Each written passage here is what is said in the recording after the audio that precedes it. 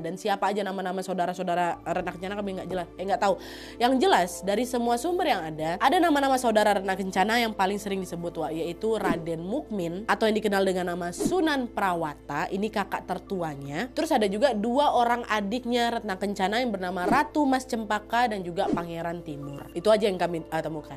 Nah, karena Ratna Kencana dan juga saudara-saudaranya ini tinggal di lingkungan kerajaan Demak, jadi sejak kecil mereka pun tumbuh dalam tradisi Islam dan juga Jawa. Nah, ajaran inilah yang menyertai keseharian mereka sampai mereka dewasa. Lalu di saat Ratna Kencana beranjak dewasa, Ratna Kencana menikah dengan seorang laki-laki yang bernama Pangeran Hadiri. Ada 2 versi soal asal-usul Pangeran Hadiri ini. Versi pertama dari naskah Jawa menyebutkan kalau pangeran ini adalah pedagang Tionghoa bernama Wintang yang masuk Islam setelah bertemu sama Sunan Kudus. Tapi ada juga sejarawan yang lebih percaya kalau Pangeran Hadiri ini adalah bangsawan Aceh yang bernama asli Toyib yang datang ke Jawa dalam misi politik dan juga dakwah, dan dia lalu ditunjuk sama Sultan Trenggana nih untuk memimpin tempat namanya Mantingan. Dan pas Ratna Kencana tahu tentang hal itu, Ratna Kencana ini macam sering pura-pura ngirim serangan dari Kalinyamat ke Mantingan, tempat pangeran ini. Tapi serangan itu tuh dilakukan bukan karena permusuhan ya, melainkan karena Ratna Kencana diam-diam tertarik sama Pangeran Hadiri. Sampai akhirnya pas mereka ini ketemu, ternyata keduanya sama-sama jatuh hati dan memutuskan untuk menikah.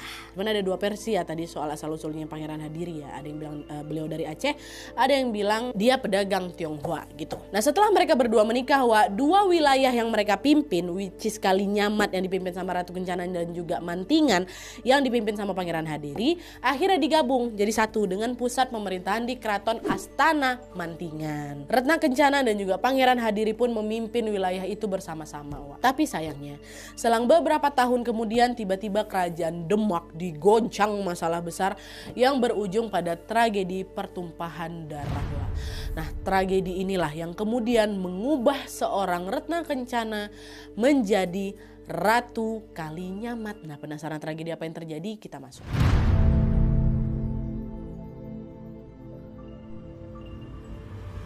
Nah, jadi ceritanya Sultan Trenggana atau Sultan Demak ketiga atau ayahnya Ratna Kencana meninggal dunia pas melakukan ekspedisi ke Panarukan pada tahun 1546.